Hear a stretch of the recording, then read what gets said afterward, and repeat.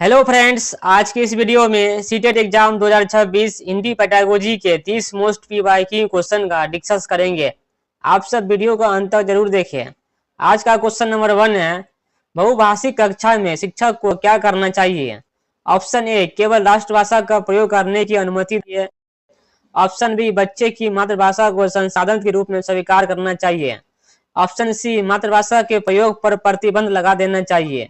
Option D, केवल अंग्रेजी बोलने वाले बच्चों पर ध्यान देना चाहिए। तो बहुभाषिक कक्षा में शिक्षक को करना चाहिए बच्चे की मातृभाषा को संसाधन के रूप में स्वीकार करना चाहिए।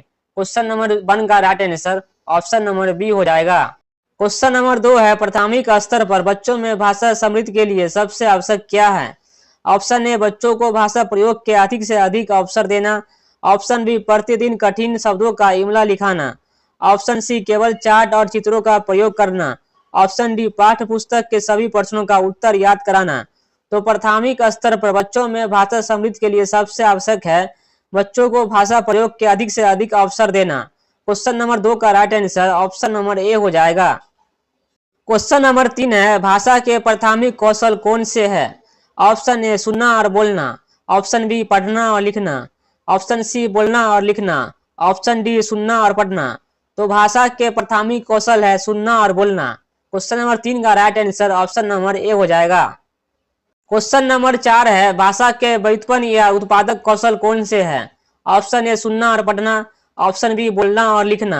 ऑप्शन सी, सुनना और बोलना। ऑप्शन डी, पढ़ना और बोलना। तो भाषा के व्युत्पन्न या उत्पादक कौशल है बोलना और लिखना। क्वेश्चन नंबर 4 का right answer option number B हो जाएगा। क्वेश्चन नंबर 5 है, सस्वर वाचन का मुख्य उद्देश्य क्या है। ऑप्शन ए, तेजी से पाठ खत्म करना। ऑप्शन बी, बच्चे के पढ़ने संबंधित झिझक और डर को दूर करना। ऑप्शन सी, मौन रहने का अभ्यास कराना। ऑप्शन डी, केवल कठिन शब्दों को पहचानना। तो सस्वर वाचन का मुख्य उद्देश्य है बच्चे के पढ़ने संबंधित झिझक और डर को दूर करना। तो क्वेश्चन नंबर 5 का right answer option number B हो जाएगा। क्वेश्चन नंबर 6 है, मौन पठन का सबसे बड़ा लाभ क्या है। ऑप्शन ए, गहन और अर्थ ग्रहण करने में मदद मिलना। ऑप्शन बी, उच्चारण में सुधार होना। ऑप्शन सी, तेज आवाज में पढ़ना। ऑप्शन डी, समय की बर्बादी होना। तो मौन पठन का सबसे बड़ा लाभ है गहन अर्थ ग्रहण करने में मदद मिलना। क्वेश्चन नंबर 6 का right answer option number A हो जाएगा। क्वेश्चन नंबर 7 है, प्राथमिक स्तर पर आकलन का सबसे उपयुक्त तरीका क्या है। ऑप्शन ए, सत्र के अंत में लिखित परीक्षा। ऑप्शन बी, पोर्टफोलियो का सतत अवलोकन करना। ऑप्शन सी, केवल मौखिक परीक्षा लेना। ऑप्शन डी, गृह कार्य के आधार पर अंक देना। तो प्राथमिक स्तर पर आकलन का जो सबसे उपयुक्त तरीका है पोर्टफोलियो का सतत अवलोकन करना। क्वेश्चन नंबर 7 का right answer option number B हो जाएगा। क्वेश्चन नंबर 8 है, भाषा शिक्षण में निदानात्मक परीक्षण का उद्देश्य क्या है। ऑप्शन ए, बच्चे की प्रगति रिपोर्ट तैयार करना। ऑप्शन बी, बच्चों की सीखने की कमियों और कारणों का पता लगाना। ऑप्शन सी, बच्चों को अगली कक्षा में भेजना। ऑप्शन डी, अभिभावकों को शिकायत भेजना। तो भाषा शिक्षण में निदानात्मक परीक्षण का उद्देश्य है बच्चों की सीखने की कमियों और कारणों का पता लगाना। क्वेश्चन नंबर 8 का जो right answer option number B हो जाएगा। क्वेश्चन नंबर 9 है, जीन पियाजे के अनुसार भाषा का विकास किस पर निर्भर करता है। ऑप्शन ए, केवल सामाजिक अंतक्रिया पर। ऑप्शन बी, संज्ञानात्मक विकास पर। ऑप्शन सी, भाषा अर्जन उपकरण एलएडी पर। ऑप्शन डी, केवल अनुकरण पर। तो जीन पियाजे के अनुसार भाषा का विकास जो निर्भर करता है संज्ञानात्मक विकास पर। क्वेश्चन नंबर 9 का right answer option number B हो जाएगा। क्वेश्चन नंबर 10 है, बीएफ स्किनर का मानना है कि बच्चे भाषा मुख्य रूप से कैसे सीखते हैं। ऑप्शन ए, जन्मजात क्षमता से। ऑप्शन बी, अनुकरण और पुनर्मनन से। ऑप्शन सी, सामाजिक अंतक्रिया से। ऑप्शन डी, चिंतन प्रक्रिया से। तो बीएफ स्किनर का मानना है कि बच्चे जो भाषा मुख्य रूप से सीखते हैं अनुकरण और पुनर्मनन से। क्वेश्चन नंबर 10 का जो right answer option number B हो जाएगा। क्वेश्चन नंबर 11 है, भाषा की समावेशी कक्षा में दृष्टिबाधित बच्चे के लिए क्या अनिवार्य है। ऑप्शन ए, उन्हें अलग कक्षा में पढ़ाना। ऑप्शन बी, अधिक से अधिक सर्वे सरामी का उपयोग करना। ऑप्शन सी, उन्हें पढ़ने के दायित्व से मुक्त कर देना। ऑप्शन डी, केवल लिखित परीक्षा लेना। तो भाषा की समावेशी कक्षा में दृष्टिबाधित बच्चों के लिए अनिवार्य है अधिक से अधिक सर्वेसर्वामी का उपयोग करना। क्वेश्चन नंबर 11 का right answer option number B हो जाएगा। क्वेश्चन नंबर 12 है भाषा सीखने की प्रक्रिया में त्रुटियां। ऑप्शन ए दर्शाती है कि बच्चे भाषा नहीं सीख सकता। ऑप्शन बी यह संकेत देती है कि बच्चा किस तरह से सीख रहा है। ऑप्शन सी तुरंत कठोरता से समाप्त की जानी चाहिए। ऑप्शन डी केवल शिक्षक की गलती का परिणाम। तो भाषा सीखने की प्रक्रिया में त्रुटियां यह संकेत देती है कि बच्चा किस तरह से सीख रहा है। क्वेश्चन नंबर 12 का right answer option number B हो जाएगा। क्वेश्चन नंबर 13 है उच्च प्राथमिक स्तर पर भाषा शिक्षण का मुख्य उद्देश्य क्या है। ऑप्शन ए केवल व्याकरण के नियम रटाना। ऑप्शन बी भाषा की सुषमता और सौंदर्यात्मक पक्ष को समझने की क्षमता विकसित करना। ऑप्शन सी केवल परीक्षाओं में अच्छे अंक लाना। ऑप्शन डी केवल पाठों को पढ़ना। तो उच्च प्राथमिक स्तर पर भाषा शिक्षण का मुख्य उद्देश्य है भाषा की सुषमता और सौंदर्यात्मक पक्षों को समझने की क्षमता विकसित करना। क्वेश्चन नंबर 13 का right answer option number B हो जाएगा। क्वेश्चन नंबर 14 है मातृभाषा में शिक्षा देने से क्या लाभ होता है। ऑप्शन ए बच्चा अन्य भाषाएं नहीं सीख पाता। ऑप्शन बी बच्चों की सजा और व्यक्ति और समझ का विकास होता है। ऑप्शन सी कक्षा में अनुशासनहीनता बढ़ती है। ऑप्शन डी अधिगम की गति को धीमी हो जाती है।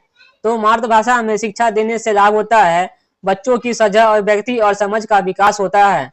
क्वेश्चन नंबर 14 का right answer option number B हो जाएगा।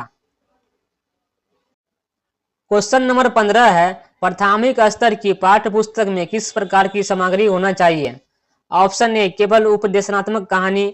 ऑप्शन बी बच्चों के लोक जीवन और परिवेश से जुड़ी कहानी और कविताएं। ऑप्शन सी केवल प्रसिद्ध लेखकों के कठिन निबंध। ऑप्शन डी केवल व्याकरण संबंधित अभ्यास। तो प्राथमिक स्तर की पाठ्य पुस्तक में संग्रामी होनी चाहिए बच्चों के लोक जीवन और परिवेश से जुड़ी कहानियां और कविताएं। क्वेश्चन नंबर 15 का right answer option number B हो जाएगा। क्वेश्चन नंबर 16 है भाषा अर्जन की प्रक्रिया कैसी होती है। ऑप्शन ए प्रयासपूर्ण और नियमबद्ध। ऑप्शन बी सहज स्वाभाविक और अचेतन। ऑप्शन सी केवल औपचारिक विद्यालय में होने वाली। ऑप्शन डी व्याकरण की पुस्तकों पर आधारित। तो भाषा अर्जन की प्रक्रिया होती है सहज स्वाभाविक और अचेतन। क्वेश्चन नंबर 16 का right answer option number B हो जाएगा। क्वेश्चन नंबर 17 है भाषा अधिगम की प्रक्रिया कैसी होती है। ऑप्शन ए प्रयासपूर्ण नियमबद्ध और सचेतन। ऑप्शन बी पूरी तरह से अनौपचारिक। ऑप्शन सी बिना किसी प्रयास के होने वाली। ऑप्शन डी केवल परिवार में संभव। तो भाषा अधिगम की प्रक्रिया होती है प्रयासपूर्ण नियमबद्ध और सचेतन। क्वेश्चन नंबर 17 का right answer option number A हो जाएगा। क्वेश्चन नंबर 18 है प्राथमिक स्तर पर बच्चों की लेखन क्षमता का आकलन करते समय सबसे महत्वपूर्ण क्या है। ऑप्शन ए सुंदर लिखावट। ऑप्शन बी विचारों की मौलिकता। ऑप्शन सी कठिन शब्दों की बर्तनी। ऑप्शन डी केवल व्याकरणों की शुद्धता। तो प्राथमिक स्तर पर बच्चों की लेखन क्षमता का आकलन करते समय सबसे महत्वपूर्ण है विचारों की मौलिकता। तो क्वेश्चन नंबर 18 का right answer option number B हो जाएगा। क्वेश्चन नंबर 19 है भाषा शिक्षण में TLM कैसा होना चाहिए। ऑप्शन ए बहुत महंगा और सजावटी। ऑप्शन बी बाल केंद्रित और उद्देश्यपूर्ण। ऑप्शन सी केवल बाजार से खरीदा हुआ। ऑप्शन डी केवल शिक्षक के लिए उपयोगी। तो भाषा शिक्षण में TLM का होना चाहिए बाल केंद्रित और उद्देश्यपूर्ण। क्वेश्चन नंबर 19 का right answer option number B हो जाएगा। क्वेश्चन नंबर 20 है व्याकरण अनुवाद विधि में किस पर सबसे कम बल दिया जाता है। ऑप्शन ए मातृभाषा के प्रयोग पर। ऑप्शन बी मौखिक बोलने के अभ्यास पर। ऑप्शन सी नियमों को याद करने पर। ऑप्शन डी लिखित अनुवाद पर। तो व्याकरण अनुवाद विधि में सबसे कम बल दिया जाता है मौखिक बोलने के अभ्यास पर। क्वेश्चन नंबर 20 का right answer option number B हो जाएगा। क्वेश्चन नंबर 21 है भाषा शिक्षण की कौन सी विधि में मातृभाषा का प्रयोग वर्जित या न्यूनतम होता है। ऑप्शन ए व्याकरण अनुवाद विधि। ऑप्शन बी प्रत्यक्ष विधि। ऑप्शन सी द्विभाषी विधि। ऑप्शन डी आगमन विधि। तो भाषा शिक्षण की प्रत्यक्ष विधि में मातृभाषा का प्रयोग वर्जित या न्यूनतम होता है। क्वेश्चन नंबर 21 का right answer option number B हो जाएगा।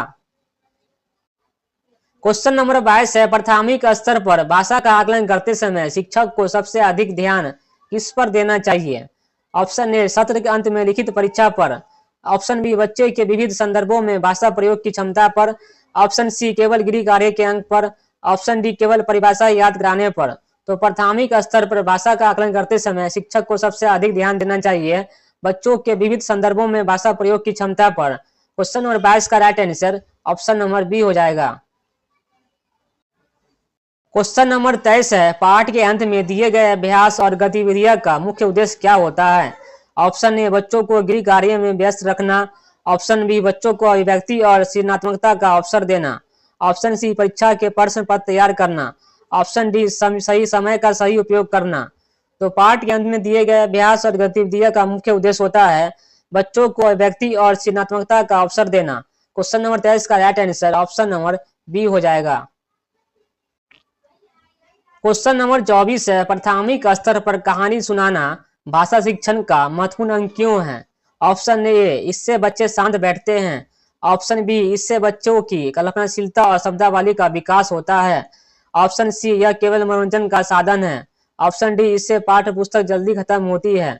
तो प्राथमिक स्तर पर कहानी सुनाना भाषा शिक्षण का महत्वपूर्ण अंग है, इससे बच्चों की कल्पनाशीलता और शब्दावली का विकास होता है। क्वेश्चन नंबर 24 का right answer option number B हो जाएगा। क्वेश्चन नंबर 25 है, बच्चे वातावरण से भाषा स्वयं अर्जित करते हैं, यह विचार किस अवधारणा को पुष्ट करता है? ऑप्शन ए भाषा अधिगम, ऑप्शन बी भाषा समृद्ध परिवेश, ऑप्शन सी केवल यांत्रिक अभ्यास, ऑप्शन डी निगमन शिक्षण। तो बच्चे वातावरण से भाषा स्वयं अर्जित करते हैं, यह विचार भाषा समृद्ध परिवेश अवधारणा को पुष्टि करता है।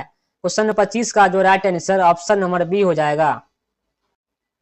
क्वेश्चन नंबर 26 है, भाषा की कक्षा में लोक कथाओं और परियों की कहानियों को शामिल करने का मुख्य तर्क क्या है? ऑप्शन ए यह केवल समय बिताने के लिए है, ऑप्शन बी यह बच्चों में सांस्कृतिक समझ और कल्पनाशीलता को बढ़ाती है, ऑप्शन सी इससे कठिन शब्द याद होते हैं, ऑप्शन डी यह केवल मनोरंजन के लिए होती है। तो भाषा की कक्षा में लोक कथाओं और परियों की कहानी को शामिल करने का मुख्य तर्क है यह बच्चों में सांस्कृतिक समझ और कल्पनाशीलता को बढ़ाती है। क्वेश्चन नंबर 26 का जो right answer option number B हो जाएगा। क्वेश्चन नंबर 27 है, यदि कोई बच्चा कक्षा में अपनी मातृभाषा में बात करता है तो आप क्या करेंगे? ऑप्शन ए उसे डांटेंगे और शांत बैठा देंगे, ऑप्शन बी उसकी बातों को सम्मान देंगे और उसे हिंदी मानक भाषा से जोड़ने का प्रयास करेंगे, ऑप्शन सी उसे कक्षा से बाहर कर देंगे, ऑप्शन डी उस पर जुर्माना लगाएंगे। यदि कोई बच्चा कक्षा में अपनी मातृभाषा से बात करता है तो आप उसकी बात को सम्मान देंगे और उसे हिंदी मानक भाषा से जोड़ने का प्रयास करेंगे। क्वेश्चन नंबर 27 का right answer option number B हो जाएगा। क्वेश्चन नंबर 28 है, आगमन विधि की क्या विशेषता है?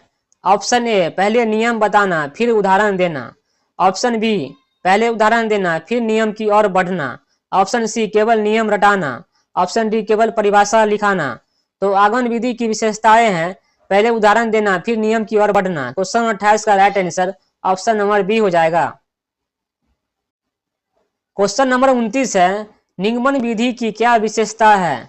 ऑप्शन ए पहले नियम बताना फिर उदाहरण से स्पष्ट करना, ऑप्शन बी केवल उदाहरणों पर ध्यान देना, ऑप्शन सी बिना नियम के पढ़ाना, ऑप्शन डी केवल खेलकूद कराना। तो निगमन विधि की विशेषताएं हैं पहले नियम बताना फिर उदाहरण से स्पष्ट करना। क्वेश्चन नंबर 29 का right answer option number A हो जाएगा। क्वेश्चन नंबर 30 है, प्राथमिक स्तर पर अक्षरों की बनावट और वर्तनी सिखाने का सबसे अच्छा तरीका क्या है? ऑप्शन ए केवल रटाना, ऑप्शन बी चित्र मिट्टी की आकृतियां या उंगली से रेत पर आकृति बनवाकर अभ्यास कराना, ऑप्शन सी 100 बार नकल करवाना, ऑप्शन डी केवल ब्लैक बोर्ड से देखकर उतरवाना। तो प्राथमिक स्तर पर अक्षरों की बनावट और वर्तनी सिखाने का सबसे अच्छा तरीका है चित्र मिट्टी की आकृतियां या उंगली से रेत पर आकृति बनवाकर अभ्यास कराना। क्वेश्चन नंबर 30 का right answer option number B हो जाएगा।